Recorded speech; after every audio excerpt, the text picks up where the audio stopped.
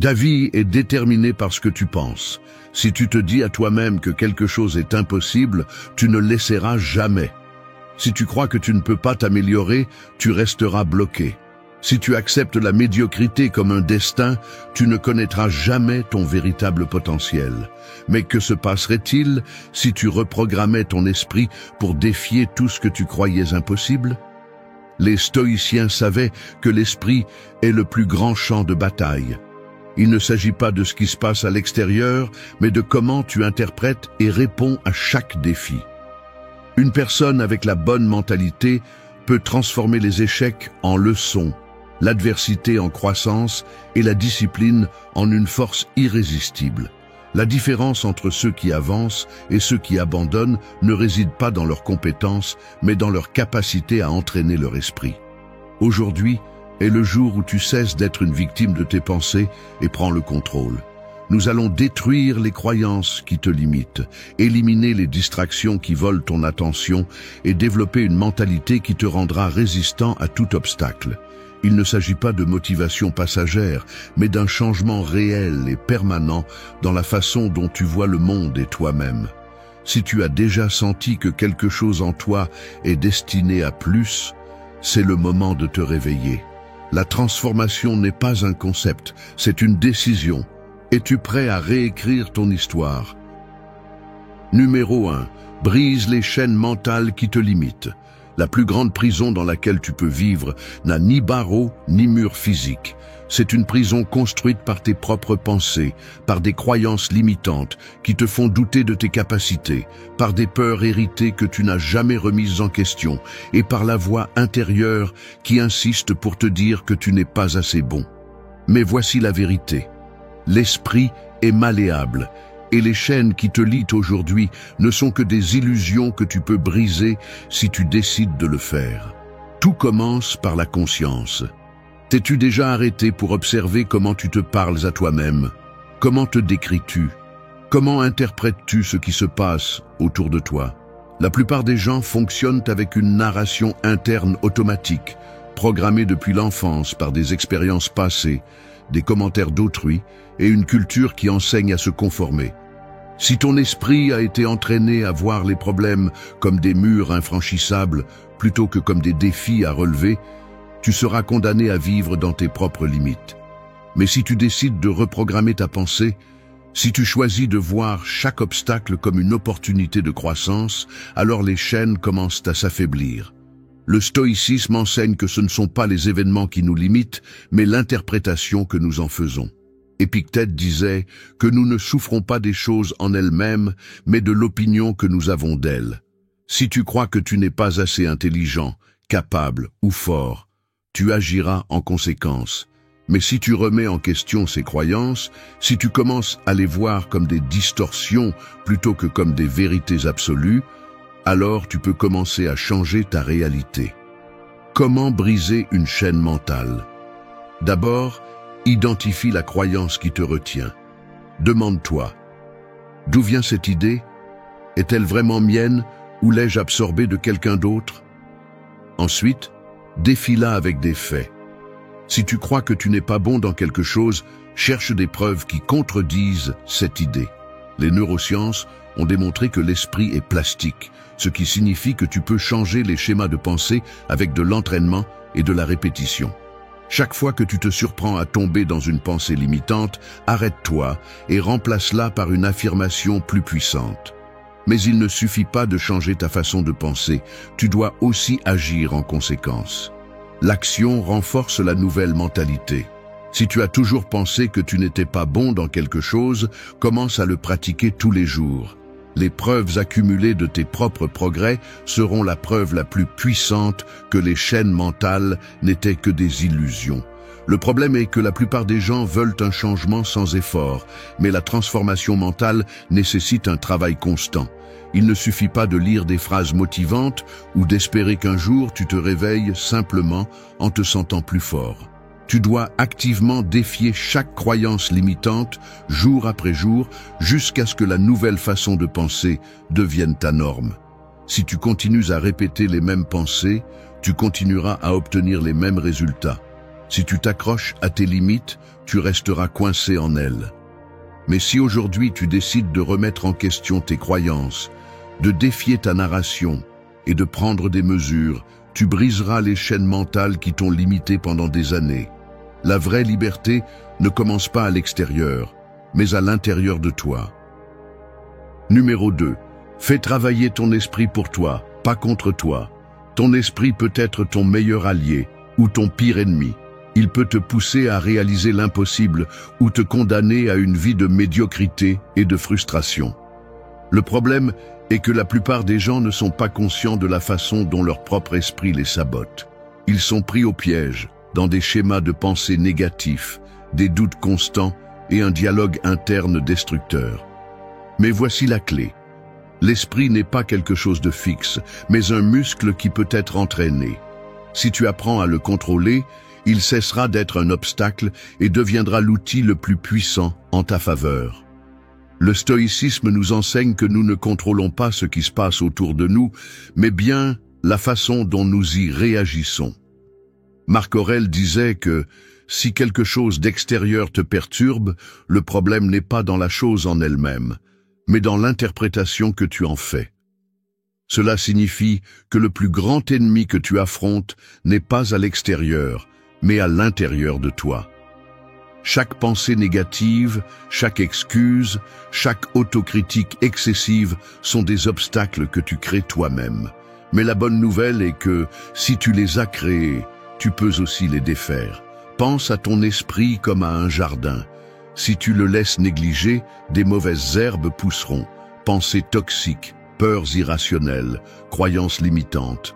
Mais si tu décides de le cultiver avec discipline, de nourrir des pensées de croissance et de défier tes propres doutes, alors il deviendra un terrain fertile pour la force mentale et le succès.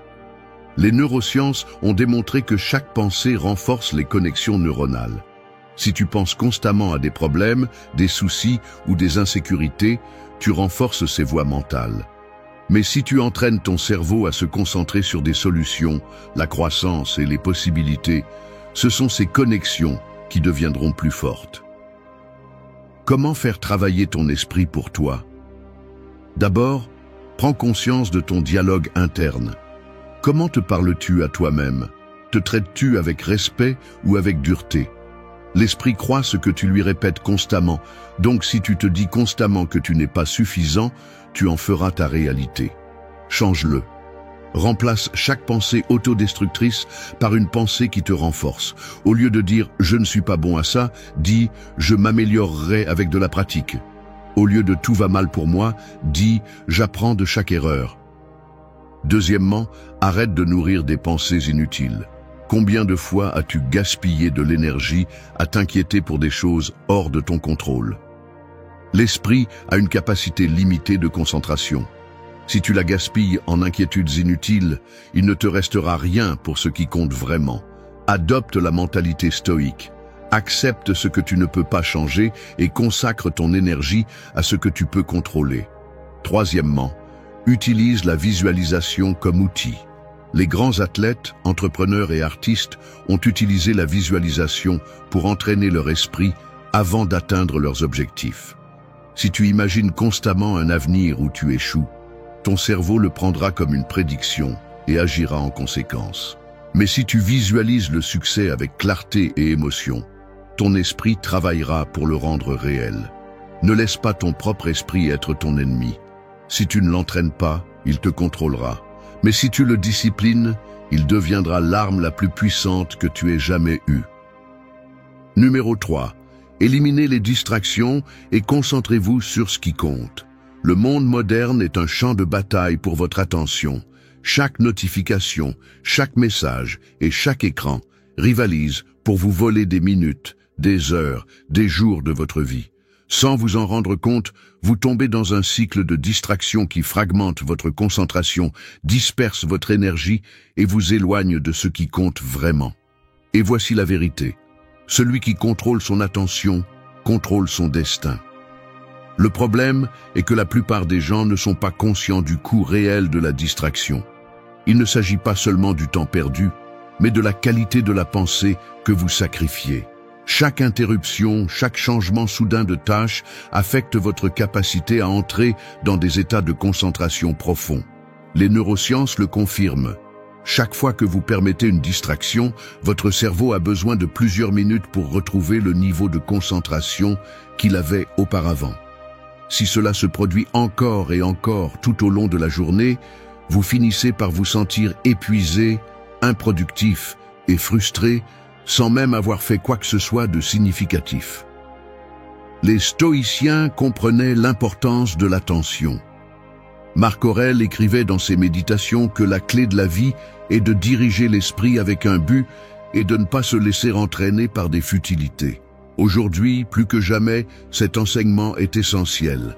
Mais comment reprendre le contrôle de votre attention dans un monde conçu pour la disperser? Premièrement, identifiez vos principales distractions. Elles ne sont pas toutes égales. Certaines sont évidentes, comme les réseaux sociaux ou la télévision, mais d'autres sont plus subtiles, des soucis inutiles, des conversations sans but, des habitudes mentales qui consomment votre énergie sans rien apporter en retour.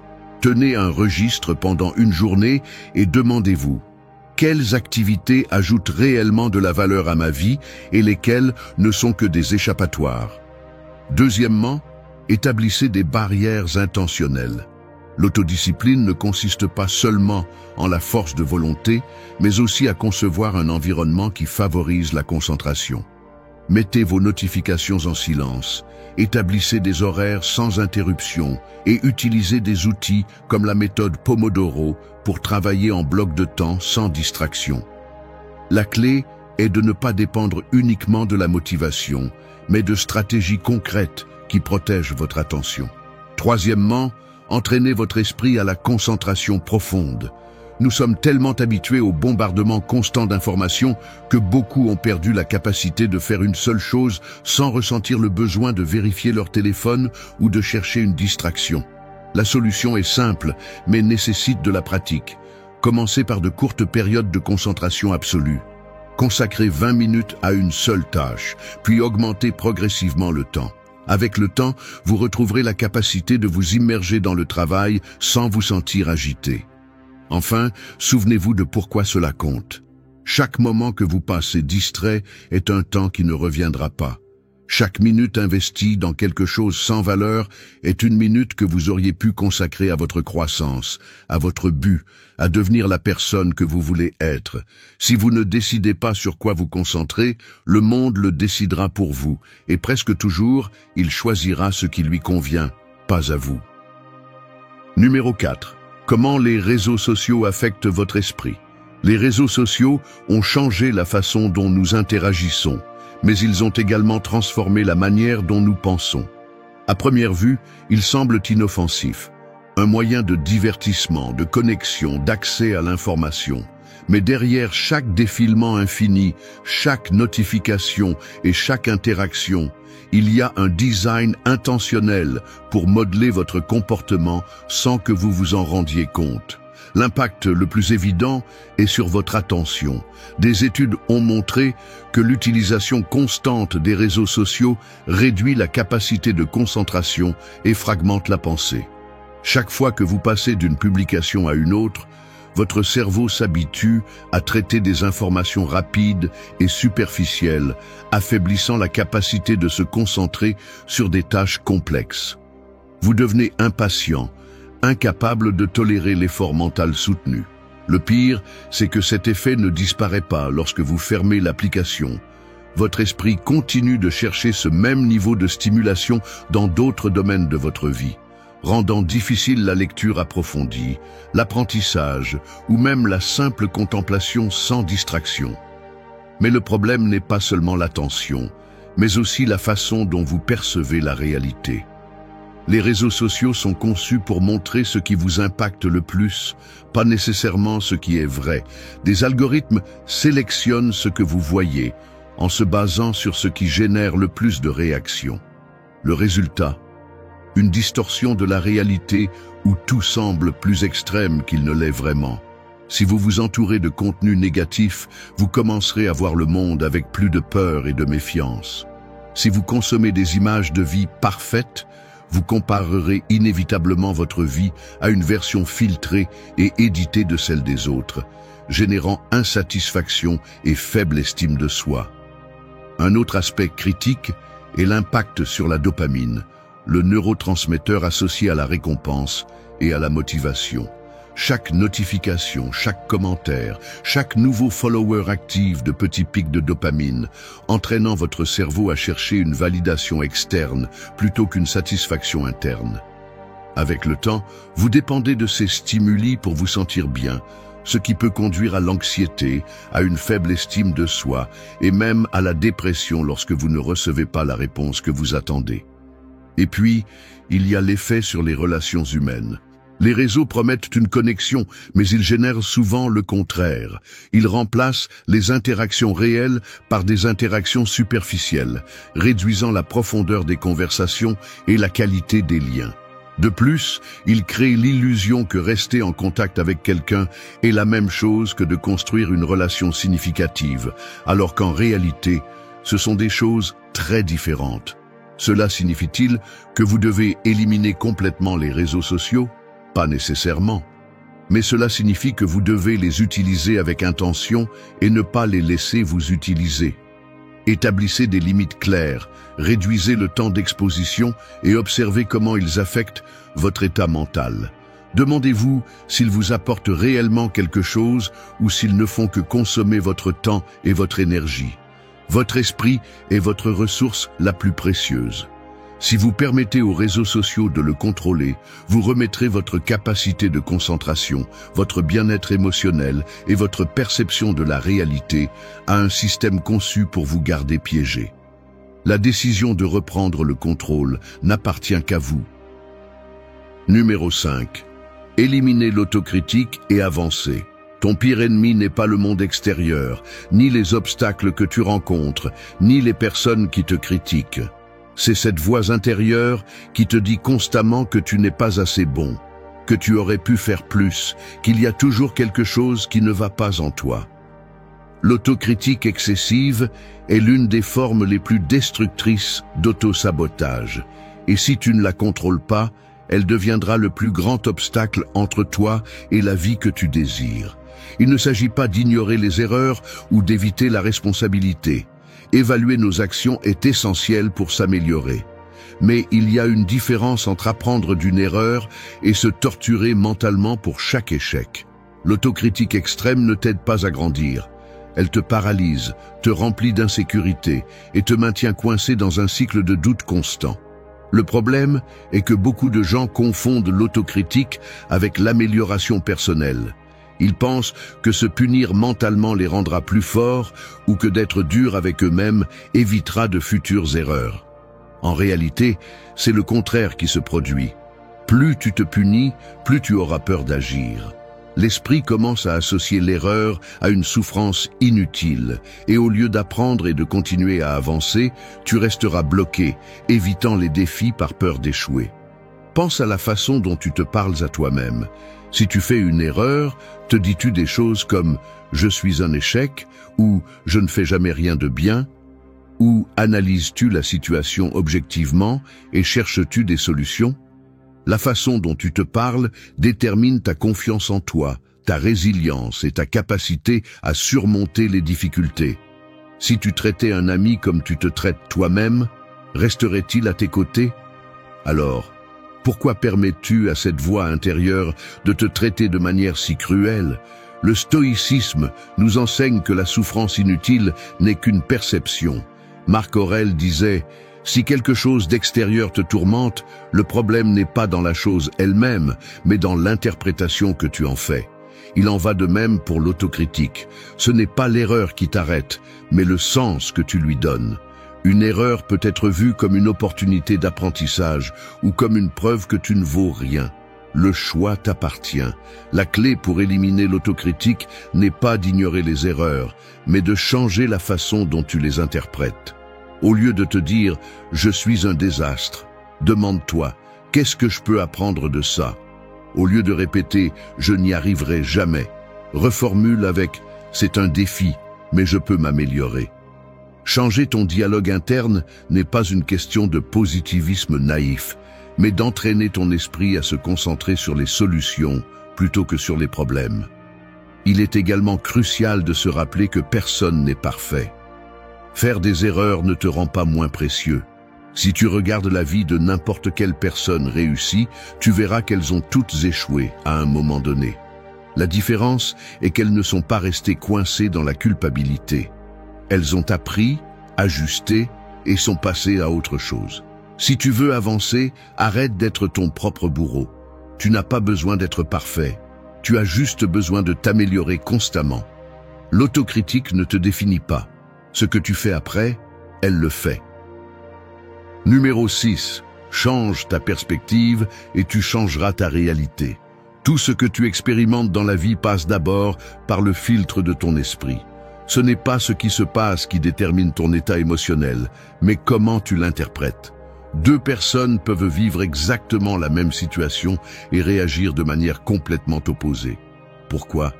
Parce qu'elles ne voient pas le monde tel qu'il est, mais tel qu'elles sont. Et voici la clé.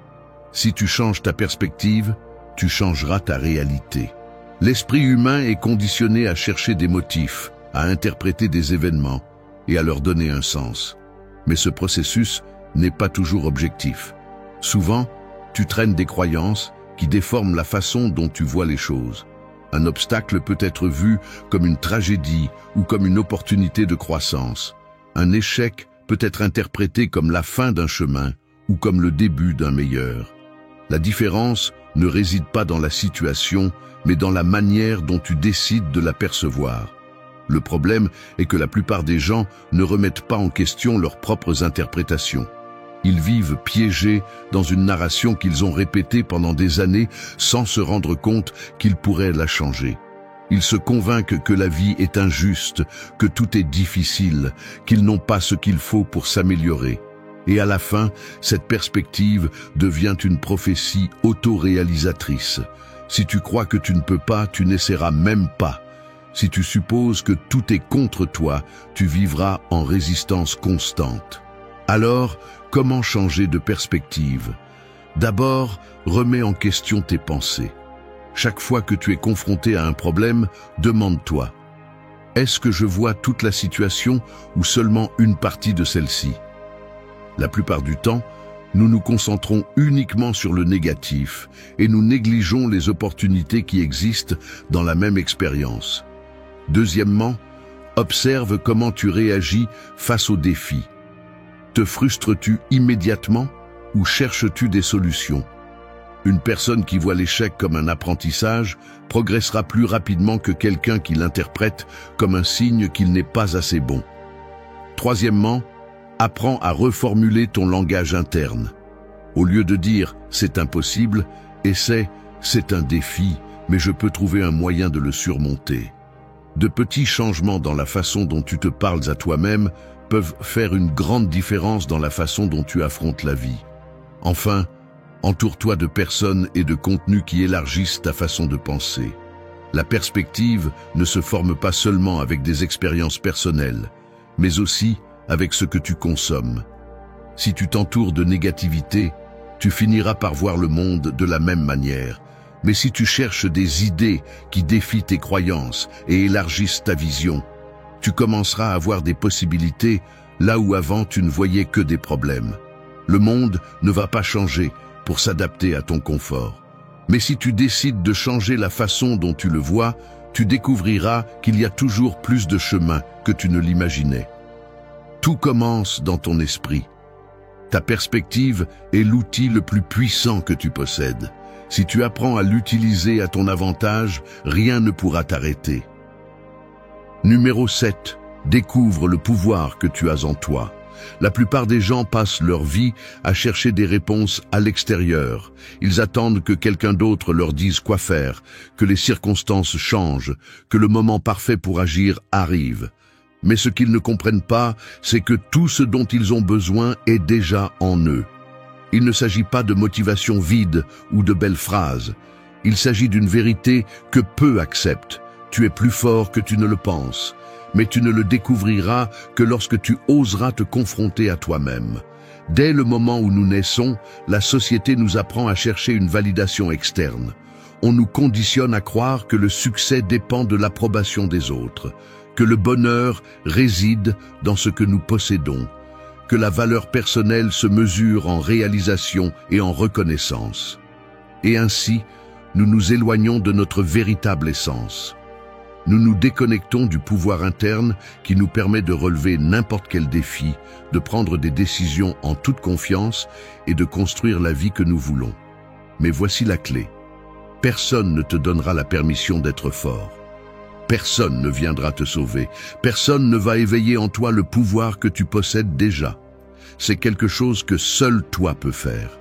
Et la première étape est d'arrêter de chercher des réponses à l'extérieur et de commencer à regarder à l'intérieur. La force intérieure ne consiste pas à ne pas ressentir de peur, mais à ne pas laisser la peur te contrôler.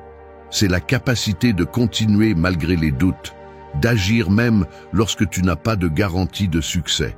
Et le plus important, c'est comprendre que tout ce que tu affrontes est une opportunité pour développer cette force. Chaque obstacle, chaque erreur, chaque échec est un entraînement pour devenir plus résistant, plus conscient et plus maître de toi-même. Le problème est que la plupart des gens ne veulent pas passer par ce processus. Ils préfèrent le confort des excuses, le refuge de la plainte, la sécurité de la médiocrité.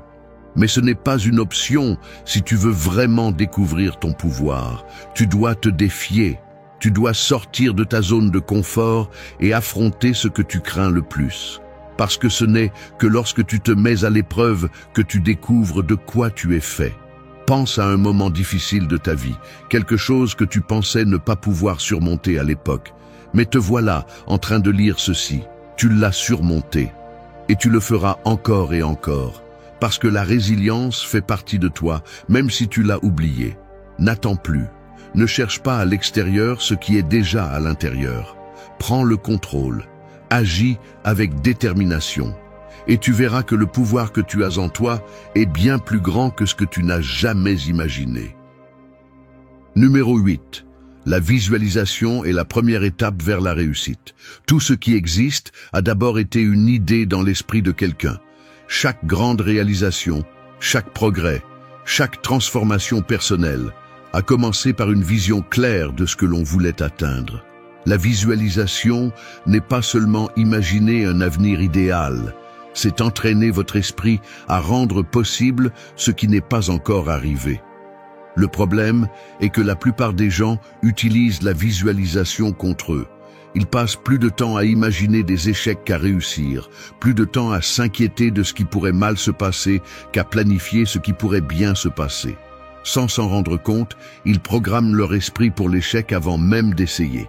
Votre cerveau ne fait pas la différence entre ce que vous imaginez et ce que vous vivez. Lorsque vous visualisez clairement, vous envoyez des signaux à votre esprit et à votre corps sur ce à quoi ils doivent s'attendre.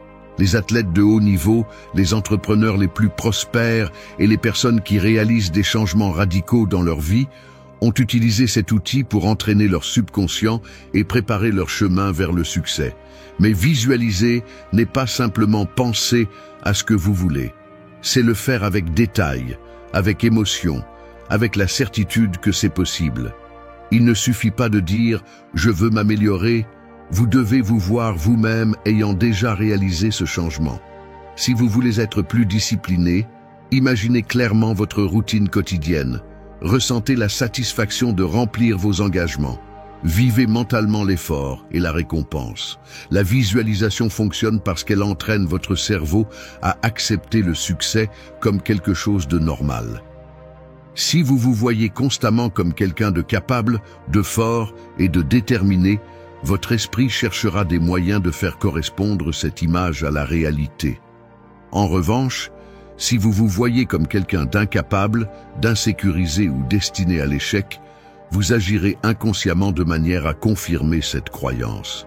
La prochaine étape est de lier la visualisation à l'action.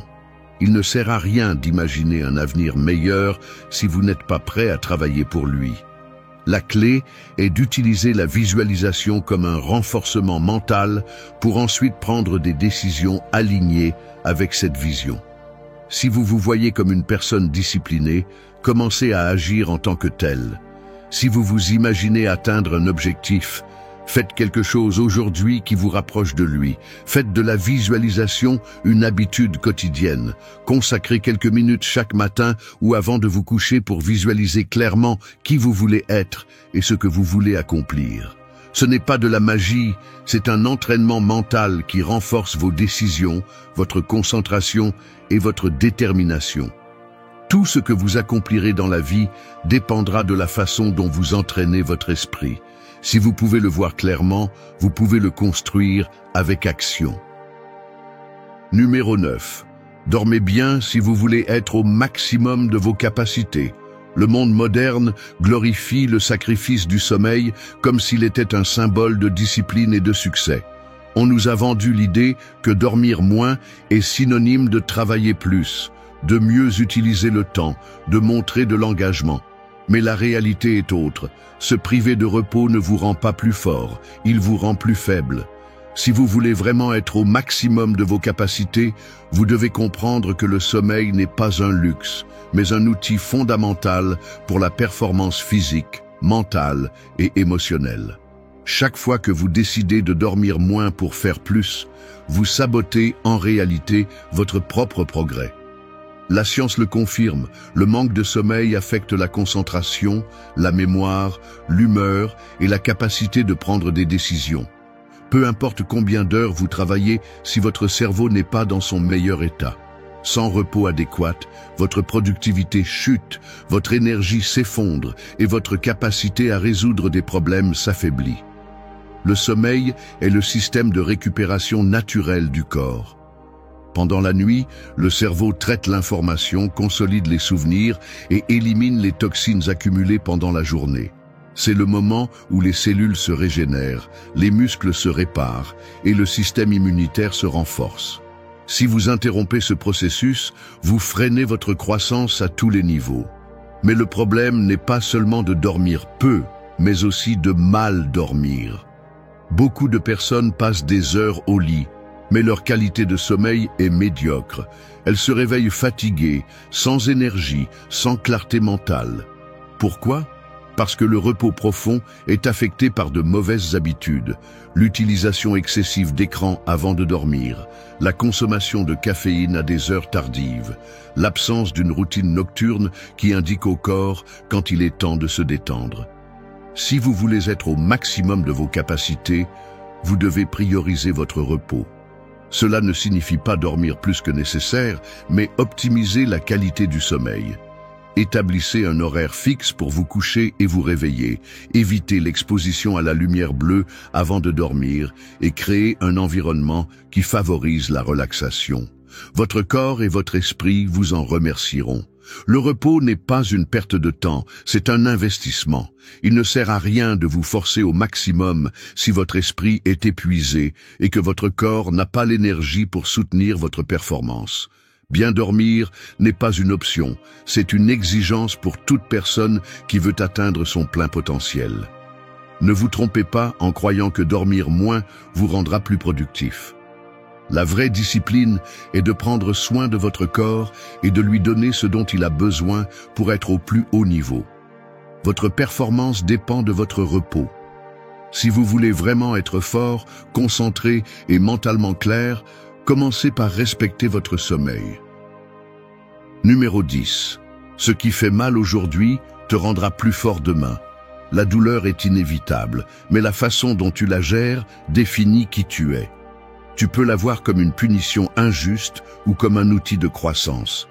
La différence entre les personnes qui se renforcent et celles qui se brisent ne réside pas dans ce qui leur arrive, mais dans la façon dont elles l'interprètent et ce qu'elles en font. Ce qui te fait mal aujourd'hui n'est pas la fin, mais l'opportunité de construire la version la plus forte de toi-même. La plupart des gens craignent la douleur.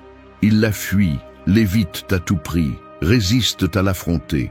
Mais ce qu'ils ne comprennent pas, c'est que la douleur n'est pas l'ennemi. C'est le professeur le plus impitoyable, mais aussi le plus efficace. Chaque coup, chaque échec, chaque déception contient une leçon qui peut te rendre plus sage, plus résistant et mieux préparé pour ce qui vient. Si tu l'évites, tu te prives de l'opportunité de grandir. Quand tu traverses des moments difficiles, ton esprit essaiera de te convaincre que tu ne peux plus, que renoncer est la meilleure option. Mais voici la clé. La résilience ne se construit pas dans le confort, mais dans l'adversité. Chaque fois que tu affrontes la douleur avec détermination, tu deviens quelqu'un de plus fort. Et la prochaine fois que la vie te frappe, tu seras mieux préparé. Le problème est que beaucoup de gens restent coincés dans la souffrance sans en tirer profit. Ils se victimisent, revivent encore et encore ce qui leur est arrivé sans l'utiliser pour s'améliorer. Il ne s'agit pas d'ignorer la douleur ou de faire semblant qu'elle n'a pas d'importance. Il s'agit de l'accepter, d'apprendre d'elle et ensuite de continuer avec plus de clarté et de force. Pense à n'importe quel accomplissement important de l'histoire. Aucun grand exploit n'a été réalisé sans sacrifice, sans effort, sans moment de doute et de désespoir. Il en va de même pour toi. Chaque difficulté que tu surmontes ajoute une couche de résistance à ton caractère. Si tu apprends à voir la douleur comme un outil de transformation plutôt qu'une malédiction, tu deviendras inébranlable. Peu importe à quel point le moment que tu vis est difficile. Il ne sera pas éternel. Il passera. Et quand tu regarderas en arrière, tu te rendras compte que cette souffrance était nécessaire pour te transformer en quelqu'un de meilleur. Ce qui fait mal aujourd'hui sera la base de ta force demain. Choisis d'affronter la douleur avec courage. Utilise-la comme carburant. Ne laisse pas qu'elle te détruise. Utilise-la pour te construire. Parce qu'à la fin, la douleur est temporaire, mais la force qu'elle te laisse est pour toujours. Merci d'être resté jusqu'à la fin de la vidéo.